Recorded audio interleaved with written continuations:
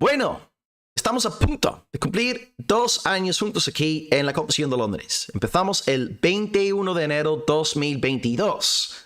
Y la semana que viene, si Dios quiere, llegaremos al 21 de enero 2024. Así que bendito sea el Señor. Ha sido una experiencia muy bonita.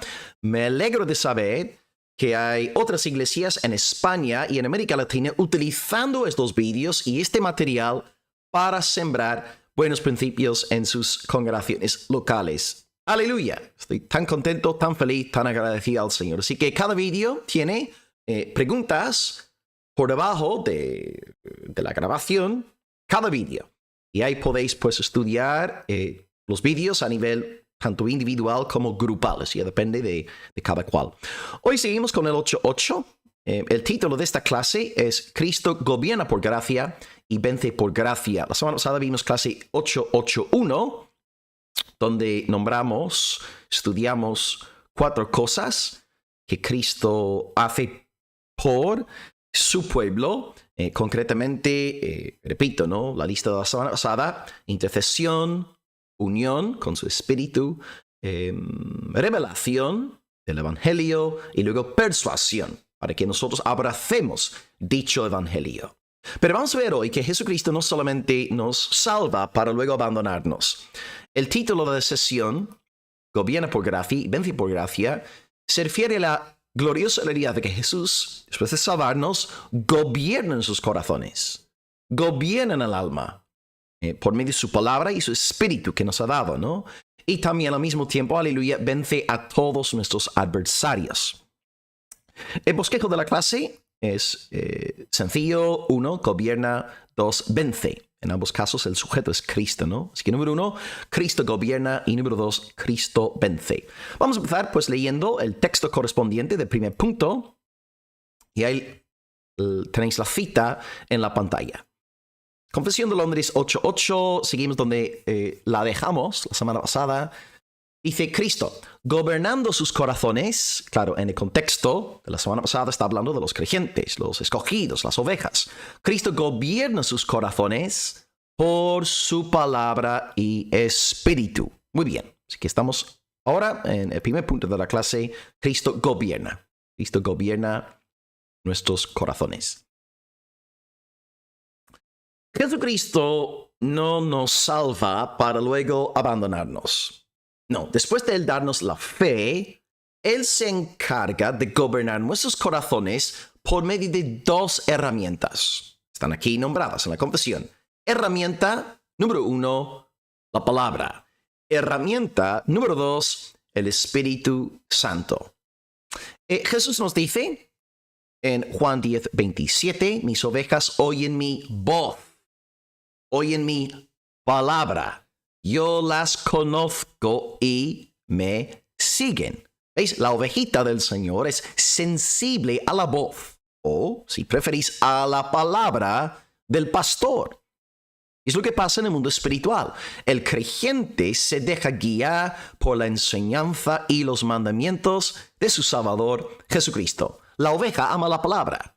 La palabra tiene cabida en los corazones de las ovejas de Cristo. Pero ¿qué pasa con las cabritas? Dice Jesús a los apóstatas, a los anticristos, a sus adversarios, etc. Mi palabra no haya cabida en vosotros. ¿Cuál es la diferencia entre la ovejita y la cabrita? La diferencia es la palabra. La palabra. La oveja recibe la palabra, aprueba la palabra, ama la palabra, atesora la palabra, sigue la palabra. La cabra no. La cabra va a su bola. Entonces la oveja de Cristo sigue la palabra de Cristo. Cristo ha dado su palabra a su pueblo para que anden en ella. Pero aquellos que no son del redil de Cristo no quieren saber nada, absolutamente nada, acerca de la palabra de Dios. Así que la oveja, ya que tiene el corazón circuncidado por el poder del Espíritu, pues la palabra llega a lo más profundo, a lo más íntimo de su ser. Y es necesario que el Espíritu haga esta obra, porque la palabra por sí sola no transforma las vidas. Porque claro, si fuera así, todos los lectores de la Biblia nacerían de nuevo y vivirían vidas completamente santificadas. Pero, ¿os dais cuenta? Además de la palabra escrita, necesitamos el Espíritu operando en el corazón para que esta palabra cobre vida en las almas. Y por esta razón también que necesitamos orar para que el Espíritu Santo, el Espíritu del Padre, bendiga nuestras predicaciones. Yo puedo predicar la palabra audiblemente, pero esta predicación no efectúa nada sin la operación misteriosa y soberana del Espíritu Santo de Dios. Así que necesitamos la palabra y necesitamos el Espíritu. Cristo usa estas dos herramientas para guiar y gobernar a su pueblo desde la diestra del Padre. Así que Cristo gobierna nuestros corazones por su palabra y gobierna nuestros corazones por su Espíritu.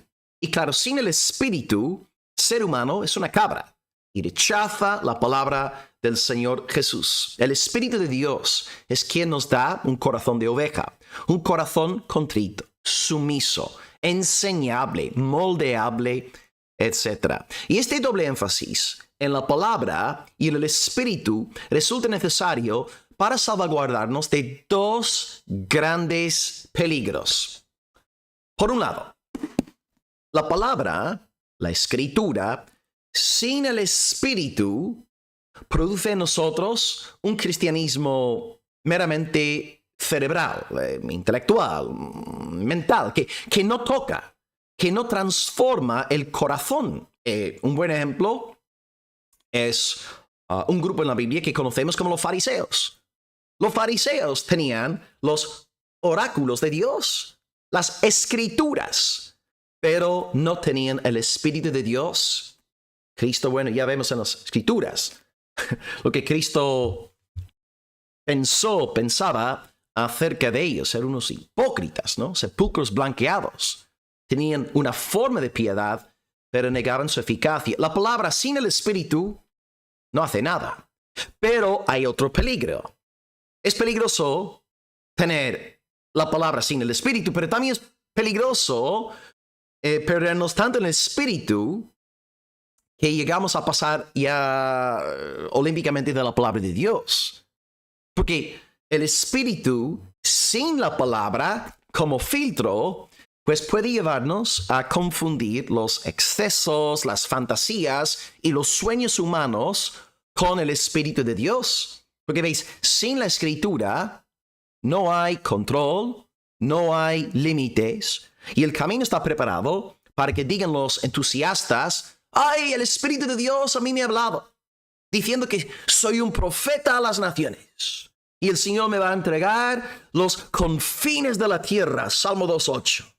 Bueno, este salmo es mesiánico, es una promesa cristológica, pero poco a poco la gente va torciendo la palabra porque se pierden tanto en el Espíritu que se olvidan del filtro de la palabra de Dios. Y este espíritu ultra carismático no es nuevo. No es nuevo. Lo encontramos en la época de los puritanos, lo encontramos en la época de la Reforma, incluso en la iglesia patrística. Los padres de la iglesia tuvieron que condenar a los montanistas, que estaban así todo el rato profetizando sin la palabra de Dios. Y Thomas Watson dice, de la época puritana, él se refiere a estos carismáticos como entusiastas. Ahí está Thomas Watson. Y aquí está hablando del peligro de tener supuestamente el espíritu sin la palabra. Dice Thomas Watson que si la escritura es inspirada por el espíritu, entonces dice, esto condena a los entusiastas, quienes, pretendiendo tener el espíritu, dejan a un lado la Biblia. ¿Veis? Quieren el espíritu sin la palabra, y esto no puede ser. Y dicen que la escritura es letra muerta. ¿Esto os suena a algo? Yo he oído esta frase unas cuantas veces de unos cuantos rebeldes, unos espiritualoides que no querían someterse a ninguna iglesia local. Ay, no, el espíritu a mí me ha dicho, el espíritu a mí me guía. El espíritu, porque la escritura es letra muerta. Esto lo he oído en unas cuantas ocasiones. Ellos dicen que la escritura es letra muerta y que ellos viven por encima de la escritura. ¡Wow! ¡Qué atrevimiento el suyo! El Espíritu de Dios actúa según ciertos principios. El Espíritu obra en la palabra y por medio de la palabra. Y el que pretenda tener una nueva revelación por encima de la palabra o contraria a la palabra, está abusando tanto de sí mismo como del Espíritu y está tomando prestada su luz de aquel que se disfraza como ángel de luz. ¡Wow! ¡Wow! Es como si Watson estuviera vivo hoy en el pleno siglo XXI, ¿no? Esta cita, por cierto, lo del ángel de luz, esto sale, 2 de Corintios 11, 14, y me imagino que todos aquí sabéis que Watson, o bueno, Pablo en Corintios está hablando de Satanás. Satanás se disfraza como ángel de luz. Entonces, queridos, en cuanto al primer punto de la clase, Cristo nos gobierna por su palabra y su espíritu. Las dos cosas. No la palabra sin el espíritu, ni el espíritu sin la palabra y el espíritu. La palabra el elemento objetivo, el espíritu el elemento subjetivo, ambos necesarios para nosotros vivir una vida cristiana saludable, bíblica, ¿no? Una vida cristiana bíblica, en última instancia, es lo que queremos. Es que en primer lugar hemos visto que nuestro Señor Jesús, aleluya, gobierna en nuestros corazones.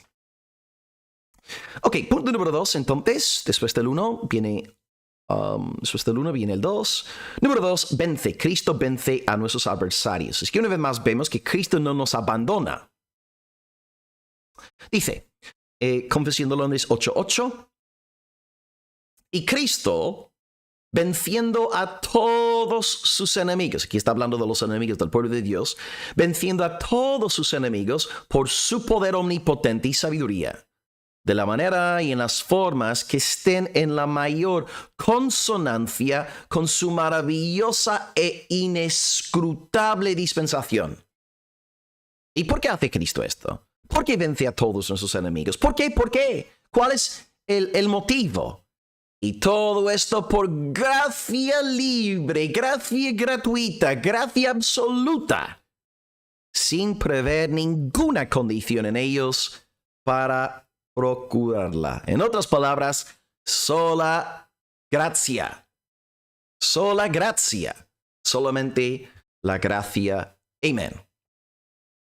Bueno, el cristiano entonces disfruta de la palabra de Dios y disfruta de la dulce influencia del Espíritu Santo del Señor. La palabra y el Espíritu. La palabra y el Espíritu. Y al mismo tiempo, bienaventurado aquel que es de Cristo. Bienaventurado porque cuenta también con un fiel pastor que milita contra todos los adversarios de sus ovejas. Joel Beeke comparte una lista de 6 enemigos principales que podemos ver en las Escrituras. 6 grandes tiranos. El hermano Beeke se refiere a estos 6 como tiranos en su teologismática. Y ahí está la lista. Número 1, la ley, la tiranía de la ley. Ahora, la ley en sí es buena, ¿cierto? La ley es buena, pero está hablando del componente acusador de la ley. Y a la ley no nos puede acusar, no nos puede condenar, no puede. Porque Cristo pagó por nuestros pecados en la cruz. La maldición de la ley cayó sobre Jesús en nuestro lugar. Así que Cristo nos libera de las acusaciones de la ley. Número 2, nos también libera de los juicios de los legalistas, ¿verdad? La necesidad de agradar a aquellos que intentan, llevar cautiva nuestra conciencia con sus normas extra bíblicas, con sus tradiciones de hombres, diciendo, no, si eres un cristiano, es pecado si celebras la Navidad. Si eres cristiano, debes abstenerte de la carne de conejo, etc. No. Cristo nos ha librado de todos estos juicios y a legalistas.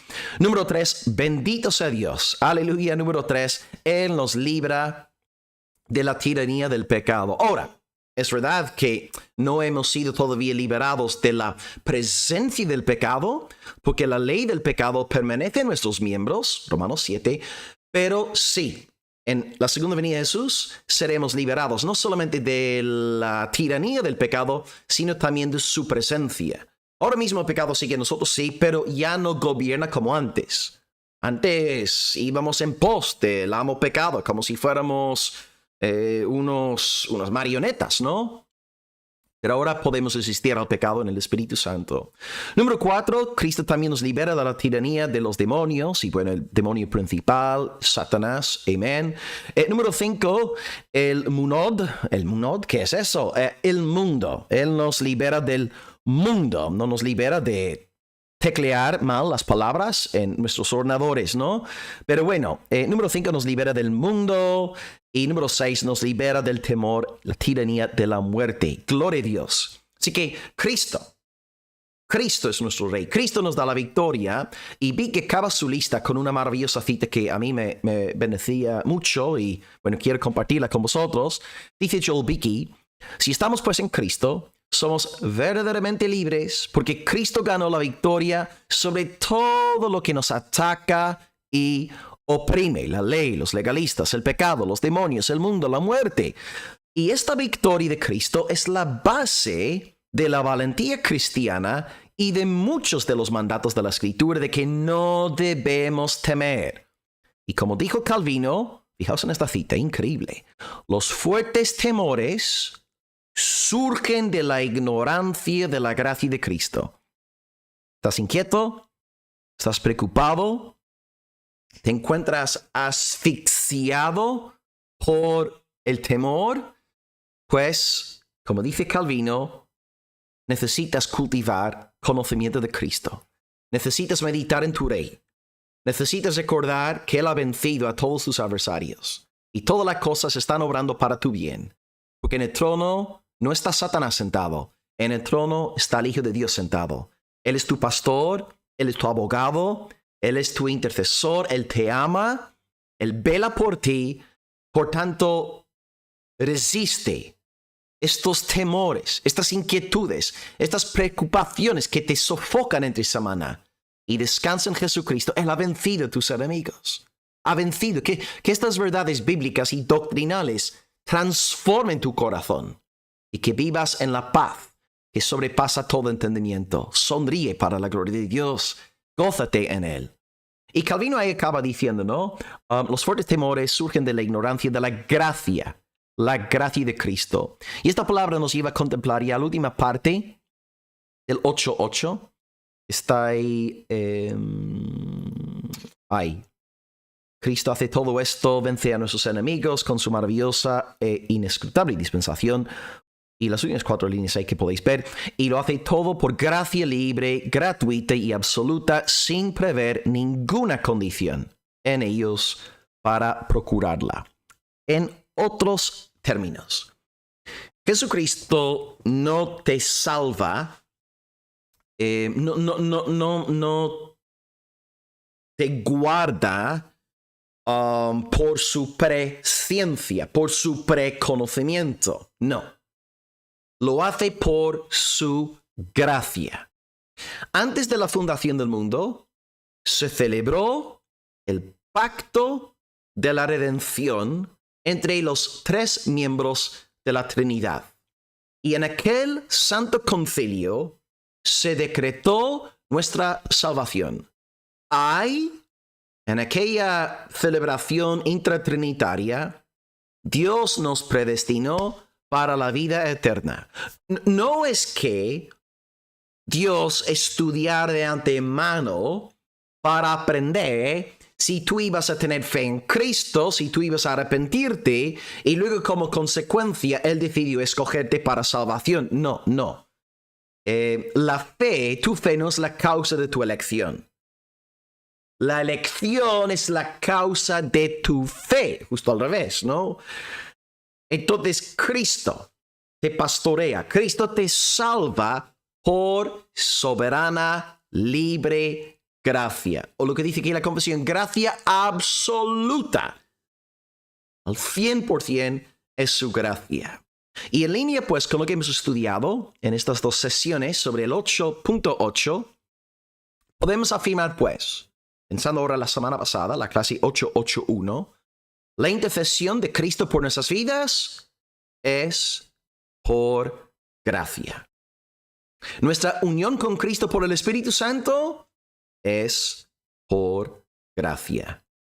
La revelación que Cristo nos ha dado de sí mismo, su evangelio, es por gracia. La persuasión que Cristo operó en nosotros para que abrazáramos su luz fue por gracia. Y hoy, según lo que hemos visto, su acto de gobernar nuestros corazones es por gracia. Y como venimos ahora comentando, ha derrotado a todos nuestros enemigos por gracia. Libre, gratuita y absoluta. Sola gracia. Sola gracia. Gloria a Cristo. Así que hoy podemos acabar dando gloria al Padre de la gracia, gloria al Cristo de la gracia y gloria al Espíritu de la gracia. Y el pueblo de Dios grita, proclama, aleluya, amén y amén. Un abrazo bien fuerte en el amor del Señor desde Almería. Nos vemos la semana que viene en clase 8.9, si el Señor así lo desea.